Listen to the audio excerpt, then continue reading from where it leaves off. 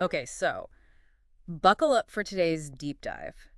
We're diving into the world of Elon Musk. Elon Musk, yeah, We've got a ton of biographical info to unpack here. we do. Trying to figure out, what makes this guy tick? From coding whiz kid to, well, It's quite a story. It all starts in South Africa, 1971. already obsessed with computers by age 10, right? Oh, yeah. Imagine, teaching yourself to program at that age. Yeah. He even sold his first game code at $12,500. 12 years old.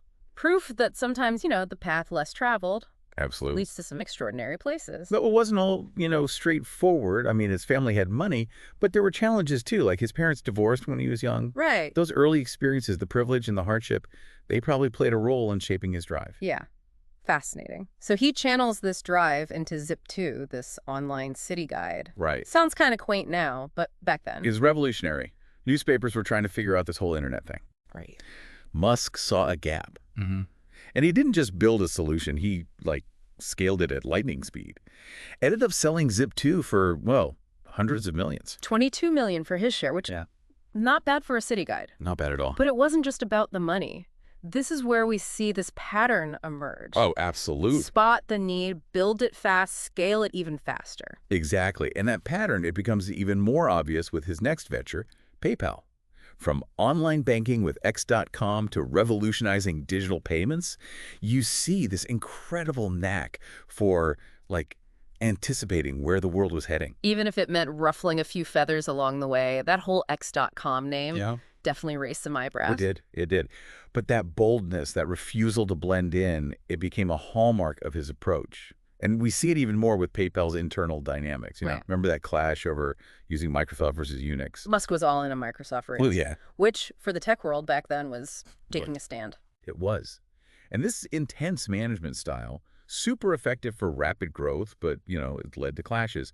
Eventually, Musk was ousted as CEO. Wow. Which, looking back, seems to foreshadow his later, more autonomous approach with SpaceX and Tesla. Wow. Talk about a turning point. But even after being ousted, he still had a ton of shares when eBay came knocking, right? He did. And when they bought PayPal for $1.5 billion, he walked away with a cool $176 million. Yeah. But, and this is where it gets interesting, years later, he buys back the X.com domain name. For sentimental value, he claimed. Right.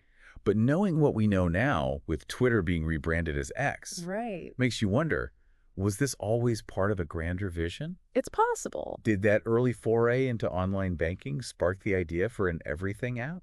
It's certainly possible, and that kind of long game thinking, that willingness to plant seeds that might take years to bear fruit, that's something we'll see again and again with Musk. But for now, let's switch gears. Let's talk about the venture that truly captured the world's imagination, SpaceX. From digital payments to space exploration. Yeah. What a leap. Quite a leap. What possessed him to even attempt something as audacious as building rockets? This was about more than just starting another company. This was about tackling what seemed impossible, making spaceflight accessible, not just for astronauts, not just for governments, for humanity. And not just getting to space, but revolutionizing how we get there. Exactly. Reusable rockets, a concept that was almost unthinkable at the time. Almost unthinkable. He wasn't content with simply reaching for the stars. He wanted to build a staircase, and he was willing to bet big on it. Poured a significant chunk of his own fortune into SpaceX, around $100 million. That's putting your money where your mouth is. Oh, yeah. But this wasn't just a calculated risk. This was a gamble. It was. A gamble that nearly cost him everything. Those early Falcon 1 launches, they're basically just expensive fireworks shows, right? Pretty much, yeah. Not exactly the smooth start you'd expect for a company that wants to, revolutionize space travel. It was a nail-biter for sure. The sources talk about all these failed launches, each one pushing SpaceX closer and closer to the edge. Right. Really makes you think about the difference between ambition and recklessness. Yeah. And how close those two things can be. So what kept him going? Most people would have just cut their losses and walked away. That's what's so interesting about Musk, right?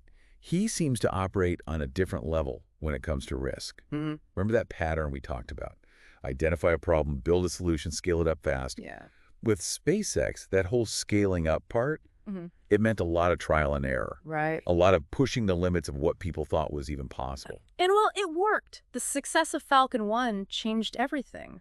Suddenly, private spaceflight wasn't some distant dream anymore. Right. It was real. It was a game changer. NASA starts paying attention, starts awarding SpaceX contracts, Right. including that huge one for Right. resupplying the International Yeah. Space Station. And it wasn't just about cargo anymore. Eventually, they trusted SpaceX to send astronauts up to the ISS. Which is where Dragon comes in. Exactly, the spacecraft. It's Yeah. amazing to think about, what was once the exclusive domain of government agencies. Now you've got private companies like SpaceX leading the charge. Yeah. And a lot of that shift, you can trace it right back to Musk, that willingness to challenge how things were always done. Right. Right. He saw an opening in the space industry, a chance to do things differently, to innovate. To disrupt. Exactly. And disrupt he did. Reusable rockets, colonizing Mars. He wasn't afraid to think big. But sometimes that ambition, it came with, complications. Oh, absolutely. Think about the Starlink project. Providing internet access from space. Amazing concept, but... Not without his critics. Right. Astronomers, for example, they were worried about the impact of thousands of satellites on their observations. Mm-hmm. And then, of course, there was the whole situation with Ukraine. Yeah. Providing those Starlink terminals to Ukraine during the conflict with Russia, it definitely put them in a tricky position. It did. Some people called it a humanitarian act, right? Right. But then it also raised questions about neutrality, like how much influence should a private company have on a global conflict? Huge questions. It really underlined the complexity of Musk's ventures. His actions, they often have these ripple effects, blurring the lines between business, technology, global politics. Speaking of complex, let's talk about the company that's probably most synonymous with Elon Musk today, Okay. Tesla. From space exploration to electric cars. Yeah. It's like he conquered one frontier and then just immediately set his sights on another one. But Tesla was different from SpaceX, right? Yeah. I mean, he was going up against some really well-established players in the automotive industry. He was? Giants. And he challenged them head on, and he did it his way. Tesla wasn't just about building electric cars. It was about upending the entire industry, about proving that sustainability could be cool, exciting, that electric cars could outperform gas guzzlers. And that risk-taking, that complete confidence in his vision, we see it again and again with Musk. But with Tesla, it also led to some very public struggles. It did. Remember those early production problems? Oh, yeah. Delays, lawsuits, the constant pressure to keep up with demand. Tesla was burning through cash like crazy. Right. And Musk was under a microscope. And then there was that funding secured tweet. Oh, yeah, the tweet that almost destroyed everything. Right. Musk claimed he had the money lined up to take Tesla private, Yeah. but the SEC didn't buy it. Ended up costing him a huge fine, Yeah. and he had to step down as Tesla's chairman. Talk about a gamble that backfired. But even with all that going on, he still managed to right the ship. Tesla not only survived, they thrived. They did. Became the name in electric vehicles. They did. Made Musk one of the richest people on the planet. It's a testament to his resilience, for sure.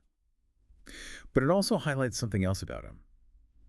His ability to weather these controversies, to bounce back from setbacks that would have sunk anyone else. It's that whole never bet against Elon thing, right? Exactly. But as we'll see, that drive, that need to disrupt, to reinvent entire industries, it wasn't limited to space travel or electric cars. It's like he looked around and thought, okay, what else can I shake up? Because it didn't stop with SpaceX and Tesla, right? Not even close. Suddenly, you have all these other ventures popping up, each one somehow even more ambitious than the last. It's like conventional industries weren't enough anymore. He had to set his sights on things that seemed, well, impossible. Like something out of science fiction. Right. Neuralink, for example. Oh, yeah, Neuralink. The goal, brain-computer interfaces. Brain-computer interfaces. We're talking about, like, merging the human mind with AI. That's the idea. That's next-level stuff. It is. Didn't he once say something like, if you don't believe in telepathy, you haven't been paying attention? Sounds about right. But it's not all just bold statements, Neuralink, it reveals something else about Musk. This deep-seated fear of existential threats. Okay. Especially the idea of artificial intelligence becoming too powerful for humans to control. So Neuralink is, like, his way of staying ahead of the curve. Possibly. Like, if you can't beat him, join him. Something like that. Oh. And then there's the Boring Company. Oh, right. The Boring Company. Tunnels. Started as a way to deal with traffic, right? Yeah. But it morphed into this grand vision of underground tunnels for high-speed transportation. Hyperloop. Exactly. Hyperloop, shooting those pods through vacuum-sealed tubes at, like, hundreds of miles an hour. It sounds insane. It does. But if you think about it, you can see the connections to his other ventures. That desire to revolutionize transportation, to break free from all the old limitations, it's all there. Yeah. Yeah, it's a recurring theme with him. Rockets, electric cars, digging tunnels under cities. It's like he's always pushing the boundaries, Yeah, testing the limits of what's possible. But that drive, that willingness to, break things to fix them, it comes at a price. it does. And sometimes that price is a lot more than just financial risk. Remember that whole pedo guy lawsuit? Oh, man. Yeah, the Thai cave rescue thing. That's the one. He offered to build that mini submarine to help rescue that soccer team, right? Hmm.